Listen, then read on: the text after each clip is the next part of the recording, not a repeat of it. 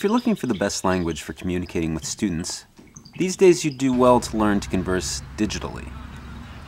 That's why the MacArthur Foundation has partnered with HASTAC to create a global competition that awards $2 million to digital media projects that explore the interface between learning and technology.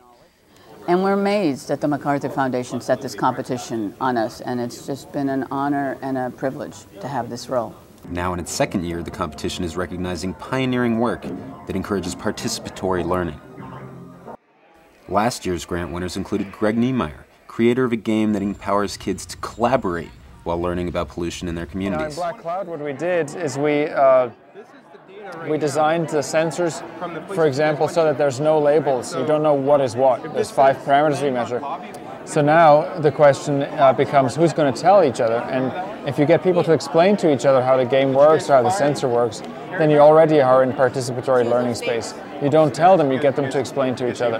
And even if they're wrong, the social benefit of explaining to each other is much greater than the correct information. The Black Cloud experiment got them to see that technology can be applied to curriculum for, science, history, and it's mobile. It's not all about sitting in front of a laptop. It's about getting up and moving around and understanding that technology can tell them things physically, about the world around them, aside from just sitting in a classroom and looking at a computer.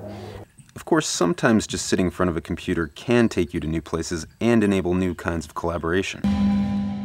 The Princeton Laptop Orchestra, another 2008 Digital Media and Learning Competition winner, was founded by Perry Cook and Dan Truman, who managed to turn laptop computers into digital musical instruments.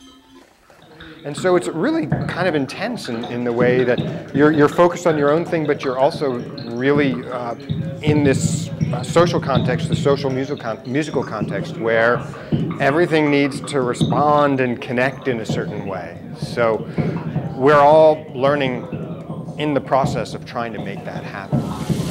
It's really interesting because we have these rehearsals and you hear people doing different things with different sounds, and you get the different programs that different people are working on, and you see what they're doing with sounds, and then you might go home and try to experiment doing stuff with yourself, or even taking their programs, experimenting with their code and changing things.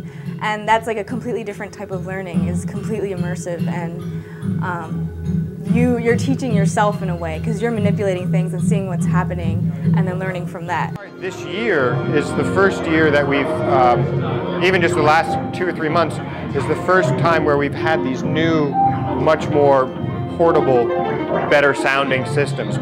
And so we're just beginning to see people just take them and use them in contexts where we never would have expected. That's the only way you know that you're successful, I think, is in teaching, is when kids take their lessons elsewhere and make them their own life experiences. Today at the showcase, we got to see students who were playing with the Princeton Laptop Orchestras, and that wedding of art and science and music and signal processing was wonderful. I mean, you could just see the light bulb go off. That's learning, and I think the technologies of our era make that kind of immersive learning happen. It's hard to know what digital future awaits today's students, but one thing's for sure: they're going to create it and experience it together.